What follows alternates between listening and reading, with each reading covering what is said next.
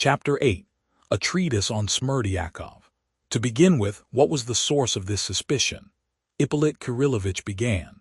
The first person who cried out that Smerdyakov had committed the murder was the prisoner himself at the moment of his arrest, yet from that time to this, he had not brought forward a single fact to confirm the charge, nor the faintest suggestion of a fact. The charge is confirmed by three persons only: the two brothers of the prisoner and Madame Sviatlov. The elder of these brothers expressed his suspicions only today, when he was undoubtedly suffering from brain fever. But we know that for the last 2 months he has completely shared our conviction of his brother's guilt, and did not attempt to combat that idea. But of that later. The younger brother has admitted that he has not the slightest fact to support his notion of Smerdyakov's guilt, and has only been led to that conclusion from the prisoner's own words and the expression of his face.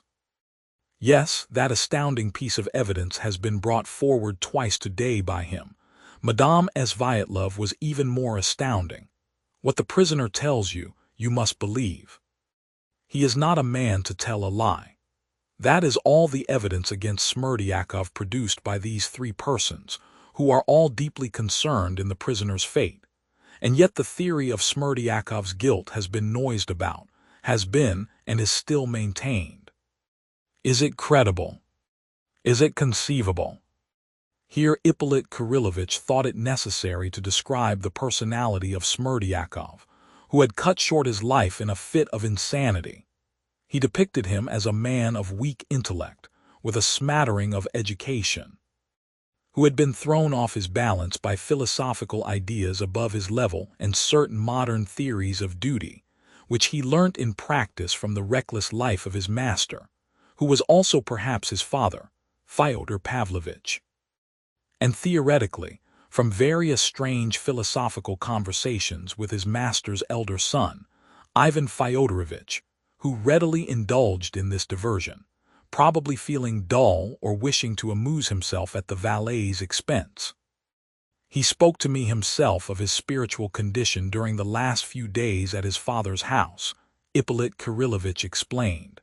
But others too have borne witness to it, the prisoner himself, his brother and the servant Grigory, that is, all who knew him well. Moreover, Smerdyakov, whose health was shaken by his attacks of epilepsy, had not the courage of a chicken. He fell at my feet and kissed them, the prisoner himself has told us, before he realized how damaging such a statement was to himself. He is an epileptic chicken, he declared about him in his characteristic language, and the prisoner chose him for his confidant. We have his own word for it, and he frightened him into consenting at last to act as a spy for him. In that capacity, he deceived his master, revealing to the prisoner the existence of the envelope with the notes in it and the signals by means of which he could get into the house. How could he help telling him, indeed? He would have killed me, I could see that he would have killed me, he said at the inquiry, trembling and shaking even before us, though his tormentor was by that time arrested and could do him no harm. He suspected me at every instant. In fear and trembling I hastened to tell him every secret to pacify him, that he might see that I had not deceived him and let me off alive. Those are his own words. I wrote them down and I remember them. When he began shouting at me, I would fall on my knees. He was naturally very honest and enjoyed the complete confidence of his master, ever since he had restored him some money he had lost. So it may be supposed that the poor fellow suffered pangs of remorse at having deceived his master, whom he loved as his benefactor. Persons severely afflicted with epilepsy are, so the most skillful doctors tell us, always prone to continual and morbid self-reproach.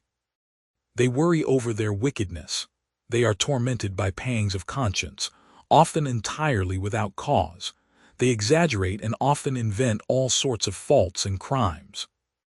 And here we have a man of that type who had really been driven to wrongdoing by terror and intimidation. He had, besides, a strong presentiment that something terrible would be the outcome of the situation that was developing before his eyes. When Ivan Fyodorovich was leaving for Moscow, just before the catastrophe, Smerdyakov besought him to remain, though he was too timid to tell him plainly what he feared. He confined himself to hints, but his hints were not understood. It must be observed that he looked on Ivan Fyodorovich as a protector, whose presence in the house was a guarantee that no harm would come to pass. Remember the phrase in Dmitri Karamazov's drunken letter, "I shall kill the old man, if only Ivan goes away." So Ivan Fyodorovich's presence seemed to everyone a guarantee of peace and order in the house. But he went away, and within an hour of his young master's departure Smerdyakov was taken with an epileptic fit. But that's perfectly intelligible. Here I must mention that Smerdyakov, oppressed by terror and despair of a sort, had felt during those last few days that one of the fits from which he had suffered before at moments of strain might be coming upon him again. The day and hour of such an attack cannot, of course, be foreseen, but every epileptic can feel beforehand that he is likely to have one. So the doctors tell us. And so, as soon as Ivan Fyodorovich had driven out of the yard, Smerdyakov, depressed by his lonely and unprotected position, went to the cellar. He went down the stairs wondering if he would have a fit or not, and what if it were to come upon him at once. And that very apprehension, that very wonder, brought on the spasm in his throat that always precedes such attacks, and he fell unconscious into the cellar. And in this perfectly natural occurrence people try to detect a suspicion, a hint that he was shamming an attack on purpose. But if it were on purpose, the question arises at once, what was his motive? What was he reckoning on? What was he aiming at? I say nothing about medicine. Science, I am told, may go astray. The doctors were not able to discriminate between the counterfeit and the real. That may be so, but answer me one question.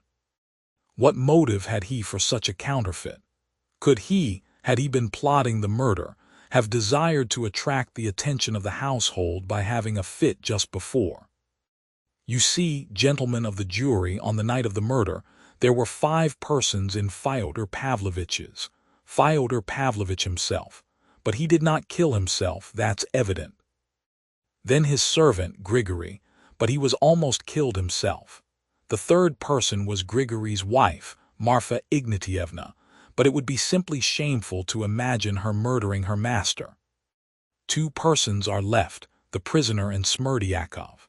But if we are to believe the prisoner's statement that he is not the murderer, then Smerdyakov must have been, for there is no other alternative, no one else can be found.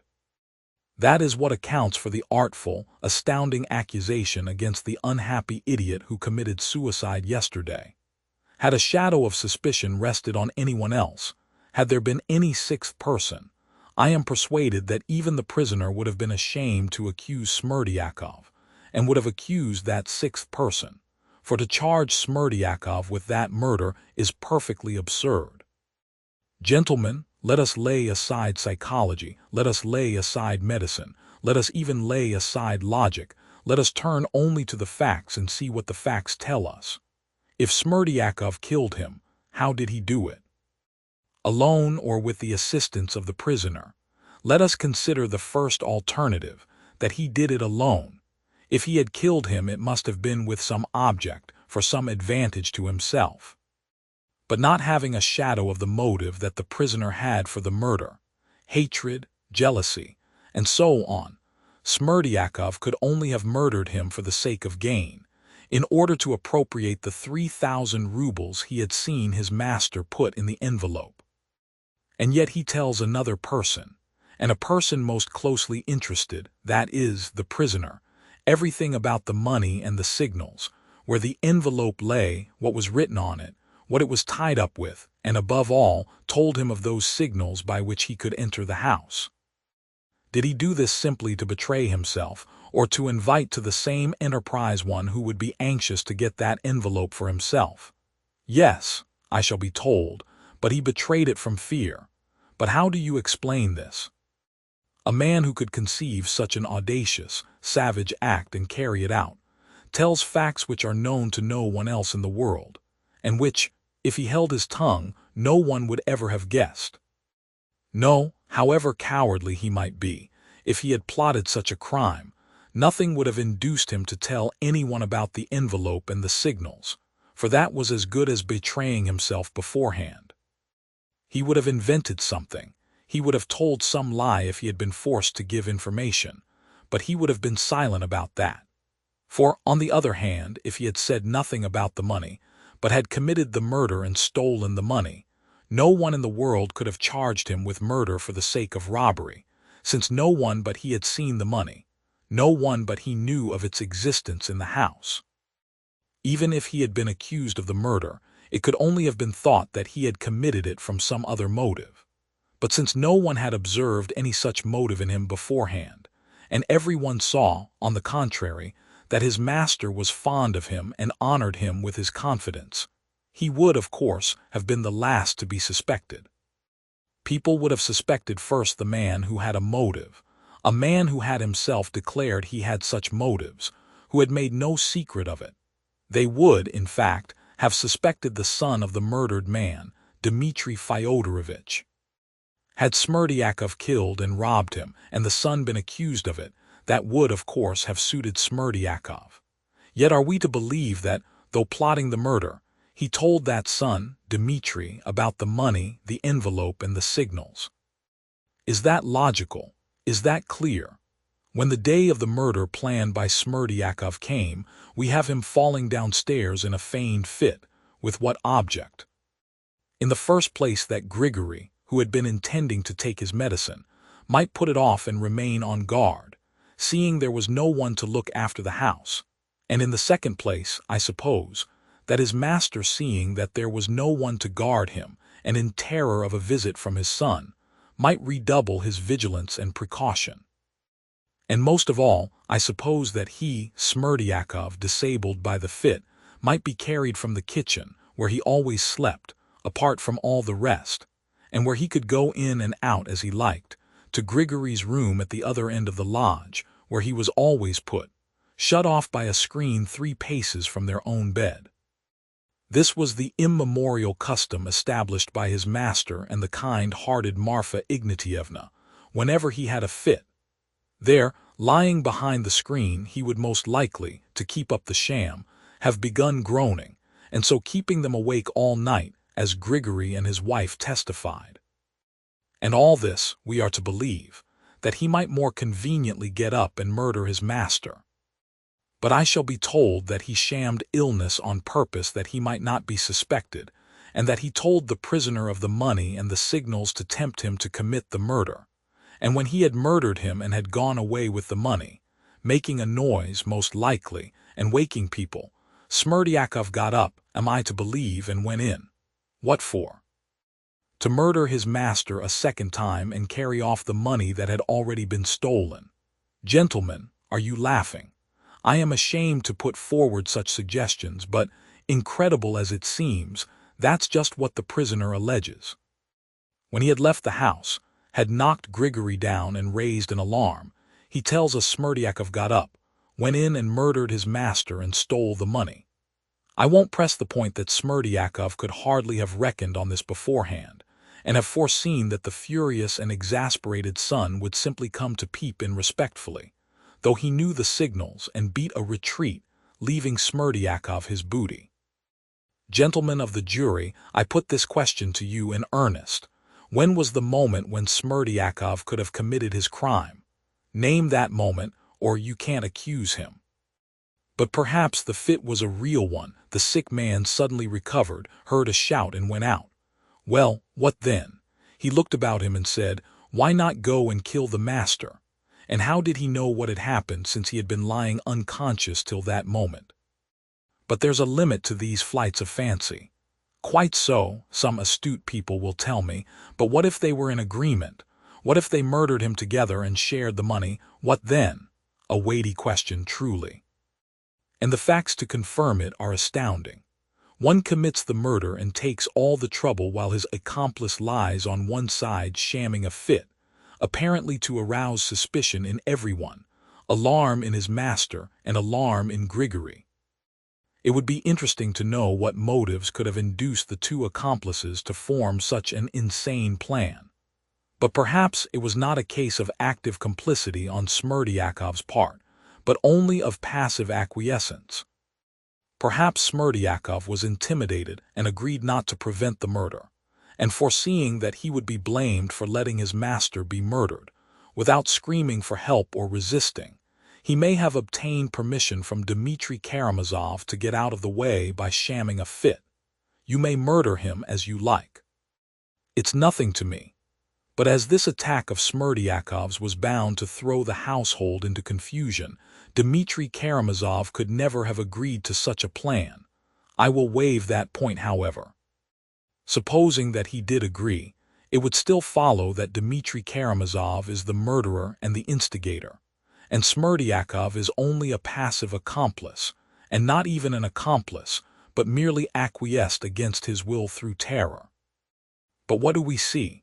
As soon as he is arrested, the prisoner instantly throws all the blame on Smerdyakov, not accusing him of being his accomplice, but of being himself the murderer. He did it alone, he says. He murdered and robbed him. It was the work of his hands. Strange sort of accomplices who begin to accuse one another at once, and think of the risk for Karamazov. After committing the murder while his accomplice lay in bed, he throws the blame on the invalid, who might well have resented it and in self-preservation might well have confessed the truth. For he might well have seen that the court would at once judge how far he was responsible, and so he might well have reckoned that if he were punished, it would be far less severely than the real murderer. But in that case, he would have been certain to make a confession, yet he has not done so. Smerdyakov never hinted at their complicity, though the actual murderer persisted in accusing him and declaring that he had committed the crime alone. What's more, Smerdyakov at the inquiry volunteered the statement that it was he who had told the prisoner of the envelope of notes and of the signals, and that, but for him, he would have known nothing about them. If he had really been a guilty accomplice, would he so readily have made this statement at the inquiry? On the contrary, he would have tried to conceal it, to distort the facts or minimize them. But he was far from distorting or minimizing them. No one but an innocent man, who had no fear of being charged with complicity, could have acted as he did. And in a fit of melancholy arising from his disease and this catastrophe, he hanged himself yesterday. He left a note written in his peculiar language. I destroy myself of my own will and inclination so as to throw no blame on anyone. What would it have cost him to add, I am the murderer, not Karamazov, but that he did not add? Did his conscience lead him to suicide and not to avowing his guilt? And what followed? Notes for 3,000 rubles were brought into the court just now, and we were told that they were the same that lay in the envelope now on the table before us, and that the witness had received them from Smerdyakov the day before. But I need not recall the painful scene, though I will make one or two comments, selecting such trivial ones as might not be obvious at first sight to everyone, and so may be overlooked. In the first place, Smerdyakov must have given back the money and hanged himself yesterday from remorse, and only yesterday he confessed his guilt to Ivan Karamazov, as the latter informs us. If it were not so, indeed, why should Ivan Fyodorovitch have kept silence till now? And so, if he has confessed, then why, I ask again, did he not avow the whole truth in the last letter he left behind, knowing that the innocent prisoner had to face this terrible ordeal the next day? The money alone is no proof. A week ago, quite by chance, the fact came to the knowledge of myself and two other persons in this court that Ivan Fyodorovitch had sent 5% coupons of 5,000 each, that is, 10,000 in all, to the chief town of the province to be changed. I only mention this to point out that anyone may have money, and that it can't be proved that these notes are the same as were in Fyodor Pavlovitch's envelope. Ivan Karamazov, after receiving yesterday a communication of such importance from the real murderer, did not stir. Why didn't he report it at once? Why did he put it all off till morning? I think I have a right to conjecture why. His health had been giving way for a week past. He had admitted to a doctor and to his most intimate friends that he was suffering from hallucinations and seeing phantoms of the dead. He was on the eve of the attack of brain fever by which he has been stricken down today. In this condition he suddenly heard of Smerdyakov's death, and at once reflected, "The man is dead, I can throw the blame on him and save my brother. I have money. I will take a roll of notes and say that Smerdyakov gave them me before his death." You will say that was dishonorable. It's dishonorable to slander even the dead and even to save a brother. True, but what if he slandered him unconsciously? What if, finally unhinged by the sudden news of the valet's death, he imagined it really was so? You saw the recent scene. You have seen the witness's condition. He was standing up and was speaking, but where was his mind? Then followed the document, the prisoner's letter written 2 days before the crime, and containing a complete program of the murder. Why, then, are we looking for any other program? The crime was committed precisely according to this program, and by no other than the writer of it. Yes, gentlemen of the jury, it went off without a hitch. He did not run respectfully and timidly away from his father's window, though he was firmly convinced that the object of his affections was with him. No, that is absurd and unlikely. He went in and murdered him. Most likely he killed him in anger, burning with resentment, as soon as he looked on his hated rival. But having killed him, probably with one blow of the brass pestle, and having convinced himself, after careful search, that she was not there, he did not, however, forget to put his hand under the pillow and take out the envelope, the torn cover of which lies now on the table before us. I mention this fact that you may note one, to my thinking, very characteristic circumstance. Had he been an experienced murderer, and had he committed the murder for the sake of gain only, would he have left the torn envelope on the floor as it was found beside the corpse? Had it been Smerdyakov, for instance, murdering his master to rob him, he would have simply carried away the envelope with him, without troubling himself to open it over his victim's corpse, for he would have known for certain that the notes were in the envelope. They had been put in and sealed up in his presence, and had he taken the envelope with him, no one would ever have known of the robbery. I ask you, gentlemen, would Smerdyakov have behaved in that way? Would he have left the envelope on the floor? No, this was the action of a frantic murderer, a murderer who was not a thief and had never stolen before that day, who snatched the notes from under the pillow, not like a thief stealing them, but as though seizing his own property from the thief who had stolen it.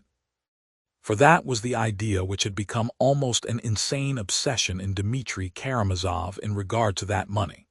And pouncing upon the envelope, which he had never seen before, he tore it open to make sure whether the money was in it, and ran away with the money in his pocket, even forgetting to consider that he had left an astounding piece of evidence against himself in that torn envelope on the floor.